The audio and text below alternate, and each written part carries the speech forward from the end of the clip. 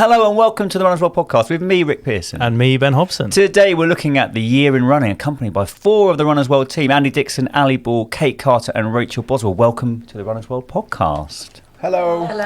Yeah, Thanks great to have us. you here. Yeah, What a team. Listen to that enthusiasm in the room. Wasn't it? Wow.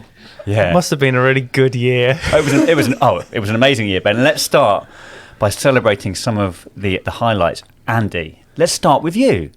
We've asked everyone to pick a kind of global highlight and a personal highlight, but let's do global ones to start. Right, so I'm going to go with Sifan Hassan's marathon debut in London in April.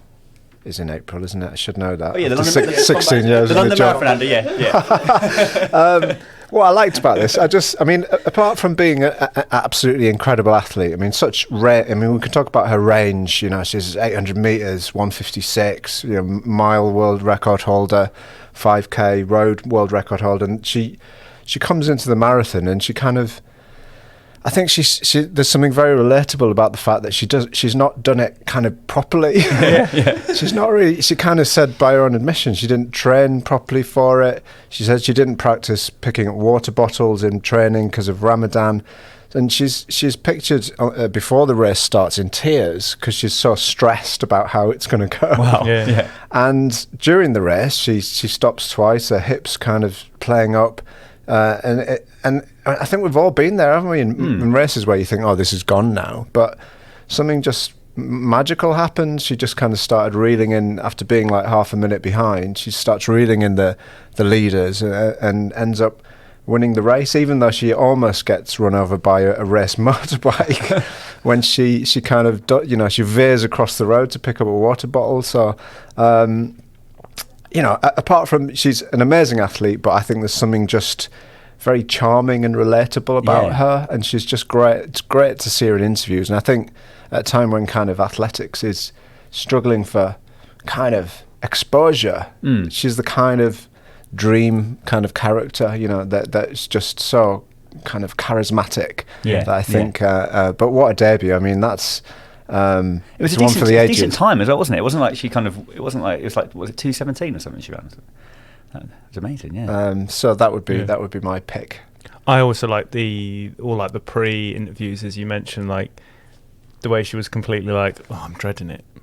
Like you kind of had it because everyone's so media trained now that's just like, oh, yes, training has gone very well. I'm a robot and listen to my responses. And she was like, oh god, it's going to be awful. And you're like, oh, everyone completely relates to that. Yeah, exactly. Because we often think and we often kind of muse about, are the elite really different to us in marathons? Are they in pain? Can they just block it out? And I think this showed us that actually that they are the same as us. Yeah. They have the same doubts. They have the same kind of stresses on the start line. They make the same mistake, or she make the same mistakes during the race. So it was just it was good to see. They're not just kind of robots who just like churn out these amazing results. Even though, as I've said, her talent is incredible. Oh, excellent start. Kate, you're quite a fan of Sifan Hassan, aren't you? I feel like she's your kind of runner. Yeah, she definitely, I love that she always brings the drama wherever she is. She always brings the drama and the chaos. And she's always great for a quote in the mix zone afterwards and everything. Although still have a slight reservation over her history, having been trained by Alberto Salazar. Yes. It's always just sort of worth a little asterisk for that one. But yeah, no, London, and then of course she ran faster in was it Chicago? It was Chicago, wasn't it? Yeah. The range is just insane. It's amazing. I always wonder though, like when you're that fast as a middle distance runner, if you are then able to be strong enough and build your body enough to resist to cope with the long miles, you must spend most of that marathon thinking, God, is this slow? Yeah, this is easy. Yeah. It's like my warm-up pace. Yeah, I've heard someone say that the shoes is maybe bringing in the kind of people from middle distance, potentially, because it's kind of helping with like economy and efficiency. So if you're bringing in speed, actually, the shoes will help a little bit more than they might. So and the recovery as well. Linford Christie up next. Watch out next year. Comeback. Watch out next year. What a comeback. That would really be. Barcelona 92 through to That's a range, Ben. Yeah, that's huge. Right, who are we going to pick next? You can choose. Rachel. Okay. My highlight of the year is Josh Kerr winning the 1500 metres in Budapest at the World Championships. Amazing performance, but I think the best bit about that is the fact that it's the second time that Jakob Ingebrigtsen has lost to a Brit. So I think that, you know, that in itself is quite a fun thing. Cause for celebration. Okay. Nothing against the talented Ingebrigtsen, but yeah, Josh Kerr did an amazing run, and obviously very recently, ran 61:51 in San Diego for his second ever half marathon. Yeah. As you do. So yeah, I think Josh Kerr's one to watch. You know, maybe he is the next Sifan Hassan, going from the 1500 up the distance, marathon next. Who knows? But yeah, that's a highlight. It was for me. Great moment, yeah. Yeah, it was really good. And Kate was we were talking about these topics earlier, and Kate made 2 good points. Well, first of all, the half marathon was downhill. It's not a legit course in the it's still record sense. Very fast. It's decent time, isn't it? It's great time. Yeah. And of course, you know, maybe if it had been a flat course, he would have had a couple more minutes or something. But the other thing was, you know, and there's been a bit of trash talk from Kerr now ahead of the Olympics, and in terms of what, like calling out Ingebrigtsen was sort of like giving it a bit of like, oh, you know, this guy was ill, or like pretending to be ill, or you know, he said it on a different podcast, not very good podcast, and inferior podcast, and I think it kind of raises this thing of like, Whiteman beat Ingebrigtsen a healthy, full fit, well, as far as we know, Ingebrigtsen, and you know, there's still this sort of like little slight sort of like, I mean, but you can only beat who you're up against.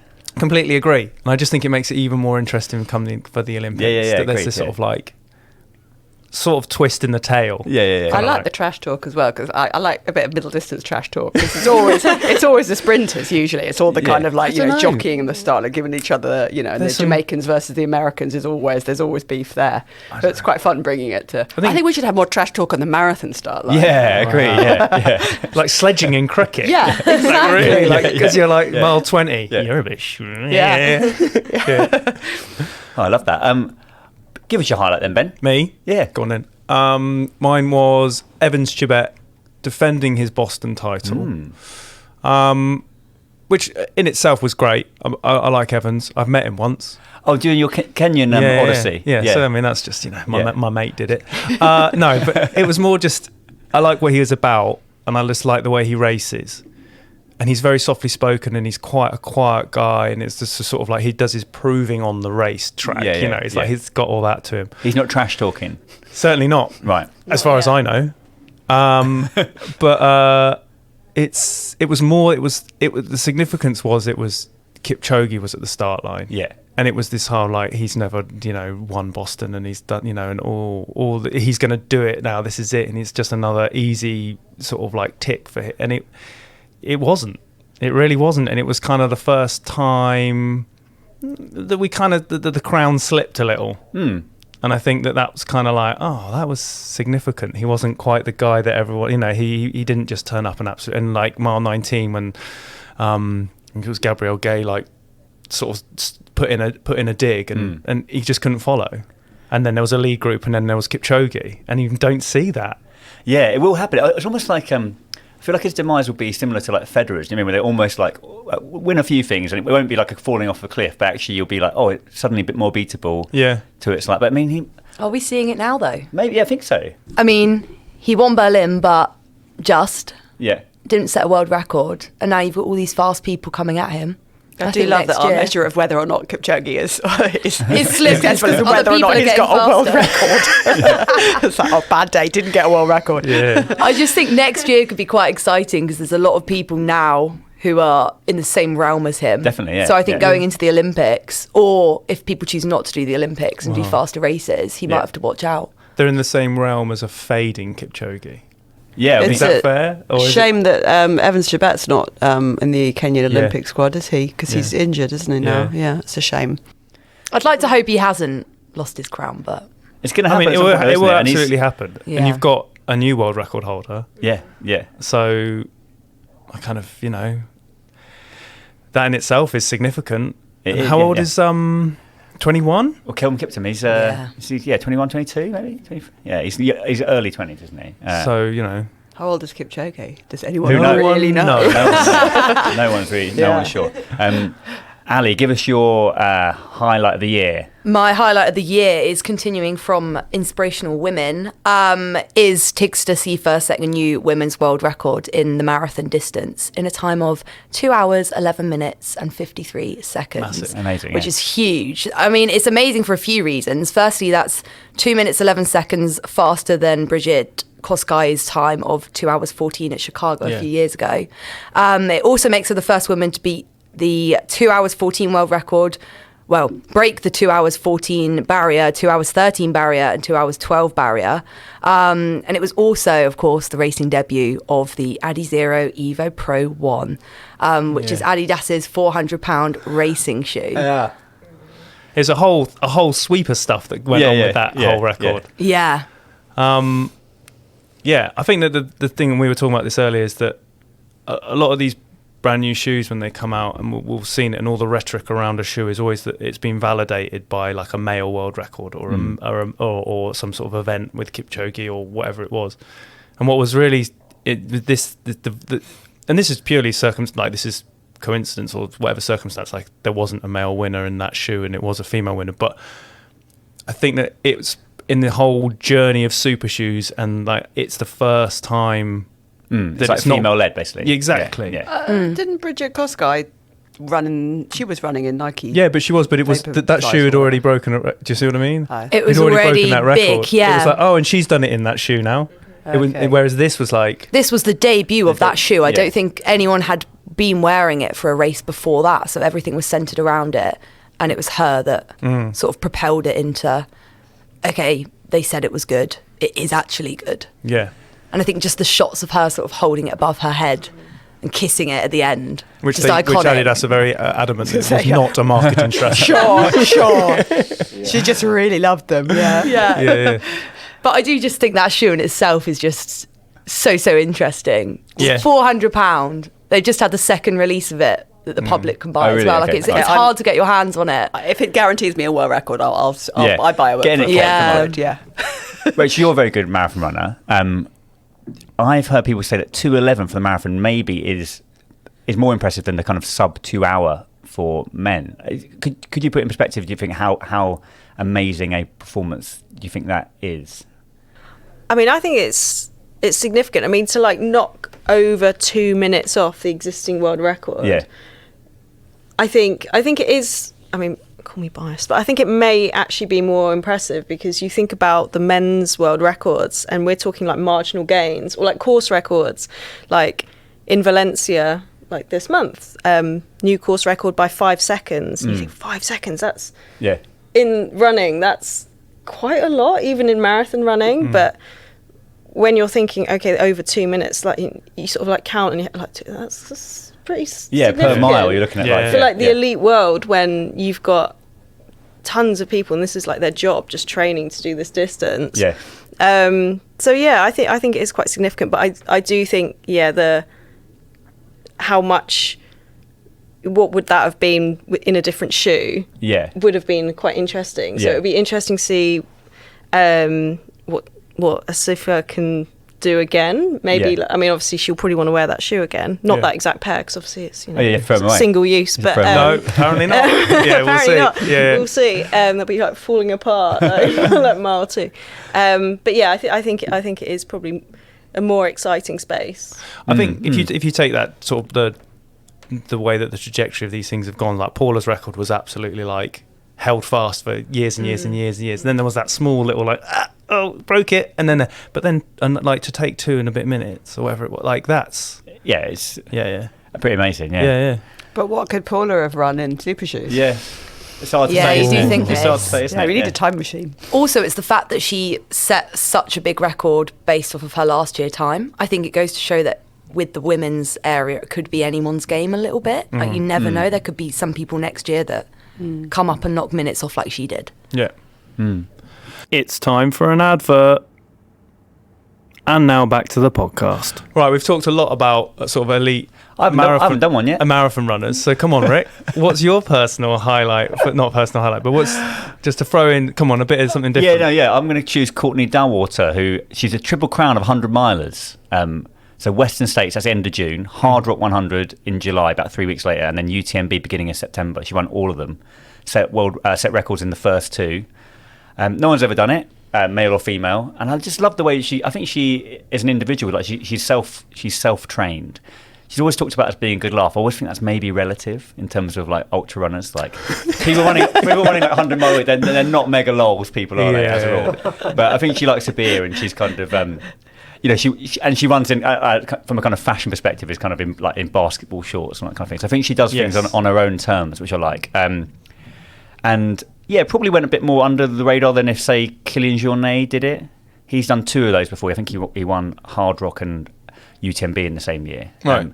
But probably because people are still more fascinated in male running. There's probably still a slant towards that probably went slightly under the radar. But I think it's amazing. Yeah, like properly that is amazing. Historic thing. And she said, I think whenever you're given the opportunity to do something challenging, difficult, you should. Today was very, very difficult. This is after winning the UTMB, but worth it. So yeah, I think definitely deserving of making the rostrum in this. There was some incredible videos of like the crowds. Oh, I was there. Yeah, it was like a rock star running through. I felt slightly sorry for any of because obviously she was. I can't remember what position she was overall, but there were some men obviously ahead of her. And if there was a guy who was just probably in about 15th position or something running through, it was like, get out of my view of Courtney. Thousands of people. And like, it's a bit like the Tour de France when you see those shots when you're just like, oh God, someone's going to fall. Yeah. It was a bit like that. You're like, let the woman run. Yeah.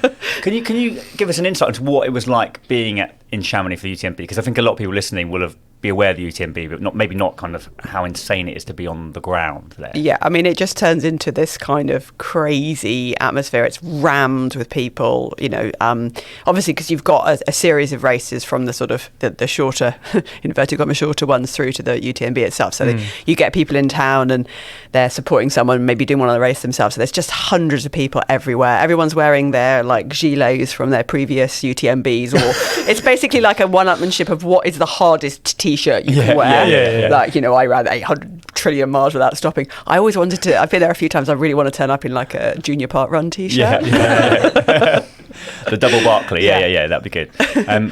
Anyone that haven't made the list, we were talking, weren't we? Harvey Lewis, he ran 450 miles without stopping. Yes, he did. The Backyard Ultra. And he's like a high school teacher. That's a lot. It's quite a lot, isn't it? I think sort of from the world of running, a highlight was the marathon in Mexico where a third of people running were disqualified. So 33,000, 11,000 people were disqualified from the race for cheating. That is not the first time it's happened at that race either. That's amazing. That's amazing that people have just actively gone to the start line and gone, all right, get ready to cheat. It's amazing. It's like a destination for cheaters. Yeah, it's great. Do you think it's a bit of a sheep scenario? Do you think people just see surely one person people doing it and think, do you know what? They got the right idea. If like everyone in front of you is going one way, you surely just like, I'll go. You wouldn't just go, hang on a second, I've reckoned the course. Yeah, it's a good one, that. Ali, you were talking about the hardest. Was it the hardest geezer? Hardest geezer. I'm just fascinated by the man. It feels like he's been in Africa for years now. But I mean, he's trying to run the length of Africa, and he's had his hiccups along the way. I'm pretty sure he's been robbed at gunpoint. I mean, he's had his passport stolen, everything stolen. I think he had to fly home because of visa issues. The man's sticking with it though, isn't he? You've got to admire it. He's the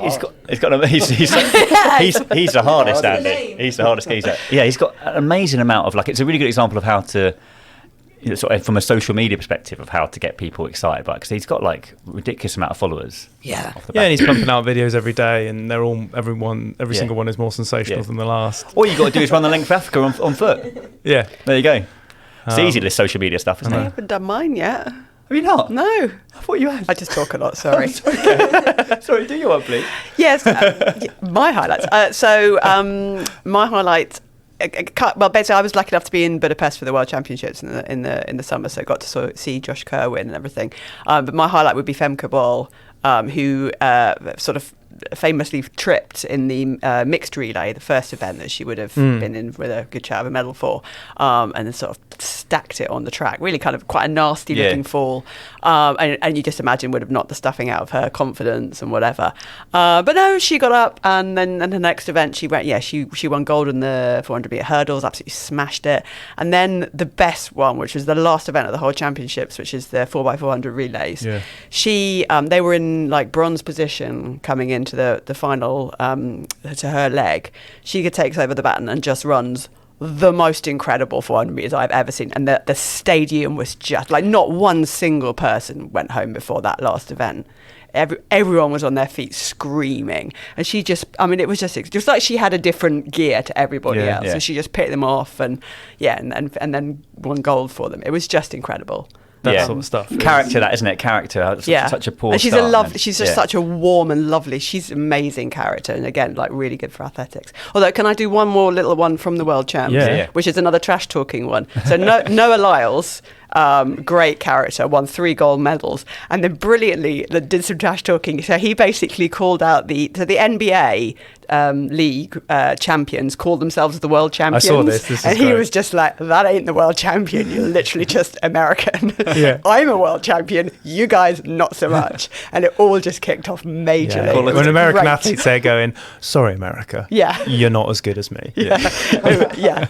No, it was absolutely brilliant. Oh, that's good. Well, Andy, back to you, I think, for a personal highlight of the last year. Well, it's not really running related. I mean, so I became a dad for the second time in June. So running has kind of been a bit sidelined for me. But obviously, as we know, running can fit into your life, whatever you want to do with it. So I didn't do any races this year, but obviously I just was running for headspace and, to be honest, to escape the house on occasion.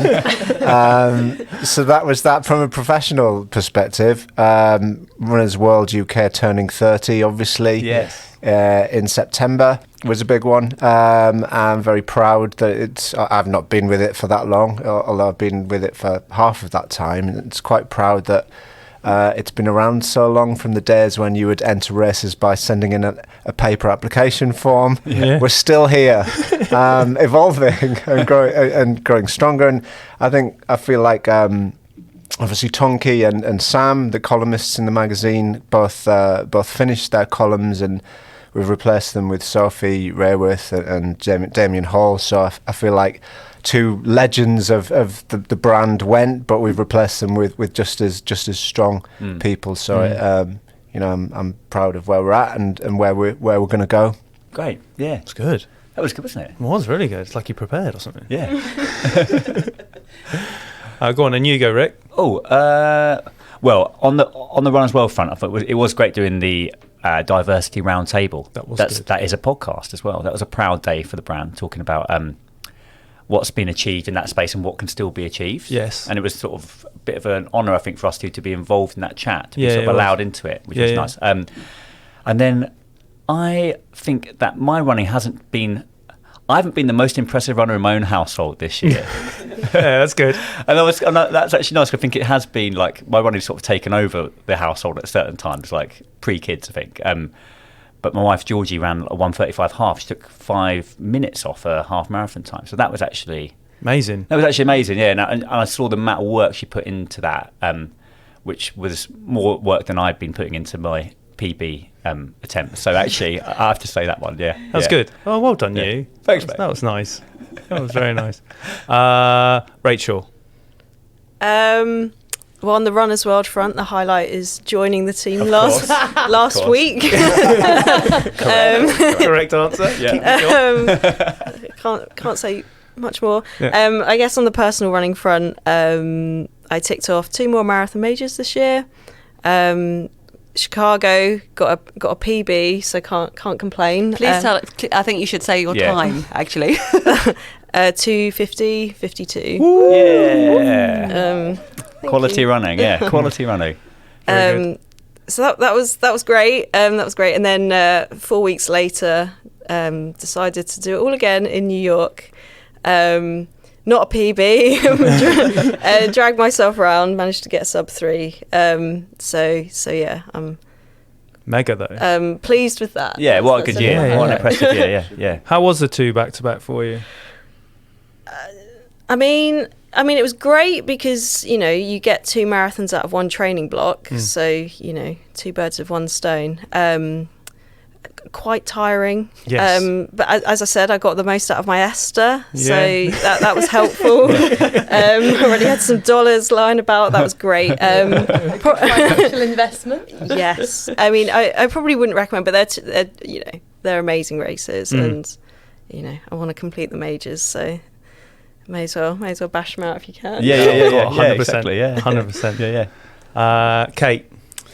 I was trying to think about this. I've not had a great year of like racing or anything. Done some really nice races, but I was actually, this is kind of like, I guess, recency bias, but I'm literally just back from a weekend in Paris, and I went for a long run on Saturday, and it just sort of reminded me that the running is just fantastic as a means of sightseeing. Yeah. It's just such a gift to be able to, like, I did a 12-mile run, and I went through the Bois de Boulogne, I saw Longchamp race course, I went past Roland Garros. It was a bit of like a sporting tour of Paris, actually. Yeah. And then I ran along the Seine, and I ran past the Eiffel Tower, and it was just like, having then spent the rest of the time kind of walking around and getting the metro and stuff, you just see so much more when you had this gift of being able to do it quite quickly and still see loads. So I think it's just kind of appreciating that has been my thing this year. That's nice. Yeah. Appreciation for running is always good, isn't it? Doesn't have to be about racing. Well said, that man. Yeah, exactly. My highlight was a race. I got 2. I'd say that I've not mentioned this before, but I went to Kenya and with your mate Evan Chibet. Yeah, with old Big E, and that was amazing because I got that sort of peek behind the curtain that you kind of see when you kind of get out there and you get your shoes covered in the red dust and you kind of like feel really like, wow, I'm here doing this. Yeah, this is where it happens. And then you realise you can't run very far because it's altitude and you're a bit battered by it all. But that was a highlight because it's kind of it really is totally different. It's a different world. It's all very sort of surreal in many ways because you're just sort of like, this nation produced this incredible talent, and you're faced with, the stark reality of what it's like to live in Kenya, and there's quite a lot of poverty, and you've got all these elite runners living in conditions which you wouldn't really consider to be an elite condition for an elite athlete, but they're all just doing it and they seem fine. And it's a really sort of like mixed bag of like, wow, this is amazing, but like, wow, this is different. And, and so that was good. And then I did a race on the South Downs and it was just nice to do. Oh, this is the ultra marathon. This is my huge ultra marathon. 27 miles. Which was just a marathon. Because we just had a really nice day. And it reminded me about running races with people and not just being out there like, oh, I've got like me individual on my own trying to get to the end as quickly as I possibly can. We set off as a group of 5. We didn't finish as 5, but that's fine. But we set off and did the majority as a group of 5, and it was funny and we were laughing and it was, there was that to it. It was a race and you wanted to be as fast as you could, but it wasn't absolutely all about that. That was great because that was like, it wasn't just road, and this was a trail race, and I feel like road stuff is always time specific and tends to be, and that's great. All good, like I'm all for people doing that, but it was really nice to have that difference of just being like, ha ha ha, like, oh, isn't this a jolly nice nice day out? Yeah, exactly. Yeah. Ali, what about you? Oh, I feel like I actually have done a lot of racing this year. That's a good thing. The perks of being childless with no responsibility.